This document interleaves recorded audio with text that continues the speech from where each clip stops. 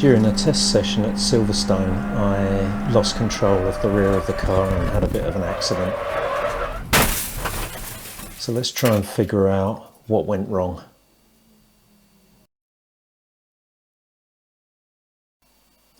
Let's try analysing this using the data that I collected. So let me explain these graphs first. The first one is dash speed. It says it's corrected because the speed that it shows on the dash of my car is slightly too fast because of the size of the rolling diameter of the wheels. So I've corrected that appropriately. Not that it really matters because it's more interesting the relative speeds, but yeah, that's what that means. Pedal position is throttle pedal position. BMW G sum is a G sum value, so that's taking longitudinal and latitudinal acceleration. You square both, add them together and take the square root. So it's a vector, if you like. If you're familiar with GG circles or grip circles, basically it's an expression of a grip circle but in a sort of linear time mode.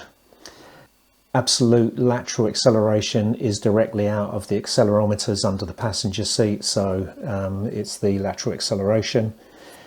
And then we've got rotation degrees per meter. So this is looking at the yaw rate, but instead of it being expressed as per second, I tend to look at it per meter because you need to understand it at differing speeds, and if you're going at differing speeds, then looking at degrees per second is perhaps not an ideal comparison. So it's per meter, again derived out of all of the BMW standard accelerometer figures. So that's where that comes from. And then steering angle is the steering wheel angle, not the angle of the wheels. Okay, so it's the steering wheel angle. So those are the numbers. The white plot is a plot of a good lap. It's the lap, not the previous lap to the crash lap, it's the one before that. And the reason I chose that was because I came out of the previous corner at the fastest compared to all the other laps. So I've chosen that one because that seems to be a good, good comparison.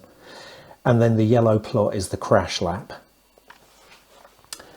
Okay, so down here we've got a map of the circuit, but what we also actually have is we have a bigger track map here. So I think I should explain where I am on the circuit.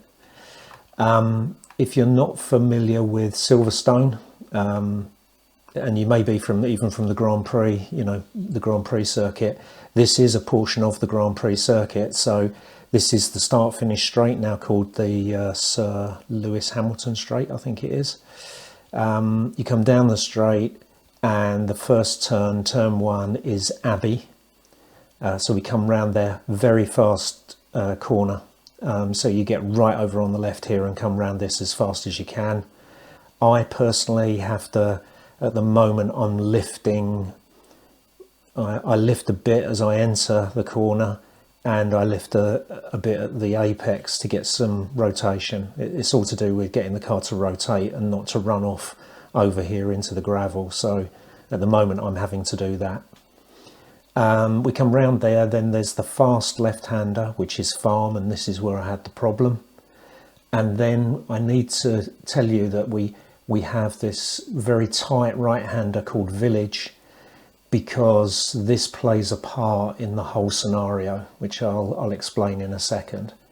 So this is the portion of the track that we're most interested in. So if we start with the speed plot, the first thing you notice is that as I enter Farm, I'm going 5 kph faster on the crash lap. Now, one other thing I should explain to you is I have a good pair of front tyres on the car, and I have a very old pair of rear tyres. They're about, for me, they're about 4 generations old. And what's more, the left tyre and the right tyre actually come from 2 different sets, because the other corresponding tyre of each of those sets got sliced in previous accidents, so I had these spare tyres, and my intention was to run around the track and just scrub them until they completely scrubbed out. They weren't that bad. They had some tread left on them. They hadn't been through a massive number of heat cycles, but I am wondering whether having not used them for some time could have had an effect. But I don't know that I know enough about tyres to really, draw that direct line correlation. But anyway, just to make it clear that the front tyres were definitely better than the back tyres, which is going to play a part, I can tell you. So we're going faster, and basically we maintain this, this differential, speeding differential. So there's 5 kph there, and at this point things are actually going quite bad, and at this point we've got 7 kph difference. So it seems as though not only did I go round Abbey faster, I also seem to manage to either scrub less speed, or something happened that meant that I actually gained as I was coming round farm.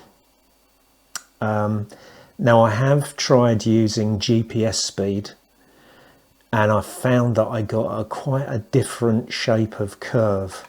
So it tended to start lower down and then came to more of a peak and then came down, and I'm a bit concerned about GPS error. So I've switched to this using the wheel speed, or it's an averaging of the wheel speeds. This in itself could have problems, because if I get any form of slippage, not slip angle, I can't think what's the longitudinal slip called? Well, it's that. If I've got any form of, wheel spin, which I shouldn't have, or anything else, that will play a part here. But I don't think, I think that this is a better figure to use. All of the other figures are all based on the car measurements rather than GPS measurements, because I could do all of these, or I certainly could do G-sum, absolute lateral acceleration and rotation. I could do them all based on GPS actually, but I have looked at them based on GPS, and it's not that different from what I'm looking at here, so I don't think we need to get too hung up on that. Okay, so let's look at some sort of milestones in the data. Now, one here, if you look at the steering angle, you can see that I'm turning left, and then suddenly I start to turn very much right. So negative values are right turns and positive values are left. So you can see this is where, if you look at the video, and there is a slight synchronization issue here between the video and the graph. The graph leads the video by, I don't know, some number of milliseconds. But if you look at the steering wheel angle, you can see that I'm start to straighten up and then start to apply opposite lock. So the car's completely out of shape at that point. What you also notice is the rotation suddenly starts to increase dramatically. So the car's really rotating at this point. The problem seems to start around this area here. I mean, I might get a bit of oversteer and have to correct slightly, but I think I've got an issue at this point here. The rotation rate's not that high, or there's not a great difference. If you look here, in the crash lap, the rotation rate is 0.39 degrees per meter, and in the good lap it's 0.33. So the rotation is not vastly different. What you do notice is that the G-sum values are different. So you can see that I'm obviously exploiting the grip a lot more in the crash lap than I am in the non-crash lap, or the good lap, if you like. From experience, I've found that my car will pretty much stick to the track up to about 1.1 G. Now this is a real generality, because It depends on all sorts of things. Elevation, you know, do we have a peak in the track? The grip on the day, heat, tyre conditions, all of those things. But 1.1 is what I tend to use, and you can see when I go over 1.1, I've got a trigger on my race studio setup that actually highlights it in red. Now, one thing that is worth looking at here is if we go over here to where the car's sliding, and I've completely lost control at this point. And you look at the acceleration figure being generated there, it's 1.2. So that tells me that 1.2 is too much, obviously, because we're not... The sliding grip is going to be slightly less than the non-sliding grip, but 1.2 is too much. 1.1 should be okay. Now, is 1.12 just a bit too much? It would seem it is, because that's where the problem seems to start, where I've just gone a little bit too high on what I'm trying to achieve. Now, the thing leading up to that you notice if you look at the steering angles is that the steering angles are about the same, but because I'm trying to keep the car over to the left and I've run out a bit wider, so if we go to the track map, now we have to allow for some GPS error here. You can see that these lines here should be shifted over closer onto the track, but let's look again at the context here. So we've come round here, we're going faster, we've run out wider. You can see I've run out wider on the crash lap. Now I need to get the car over to the left over here so that I can take a nice wide entry into this corner here, village. What you have to consider is that when I come round here, I don't want to run out too wide out to here, because then I've got to bring it all the way back over to here and then turn. Although I have to say, in the race, because of what happened in this test session, in the race and in qualifying, I did run out wider. But it seems that what I've tried to do is I've tried to pull the car in closer to the curb as I've gone round here to stay to the left. And I believe that's why, if we look at this, that's why we have more steering angle. It's not a great deal, is it? It's 36.56 versus 33, maybe a bit more here, almost 34 versus 29, so 5 degrees more steering angle here. I'm trying to pull it in closer, and you can see that I'm getting more rotation than I needed on the previous lap. Okay, I didn't need this amount of rotation because I was staying into the left as we came round here, and because of that, I'm more rotation, I'm demanding more from the tyres, so my G-sum values are higher, and I think this is what led to the spin. So it seems that I'm just asking too much from the tyres. Now the surprise is, why didn't it understeer? Why didn't it just understeer? Because I'm not braking, I haven't touched the brakes, I haven't lifted, I only lift here once the problem really starts to bite. And the way to show this in the video is if you look at the throttle, green throttle thing here, if we wind that forward to, I just see it start to, okay, so you can see I've just started to lift there. Well, at this point I've already got quite a bit of opposite lock in. In truth, I probably shouldn't have lifted. Okay, that was not a good response to this.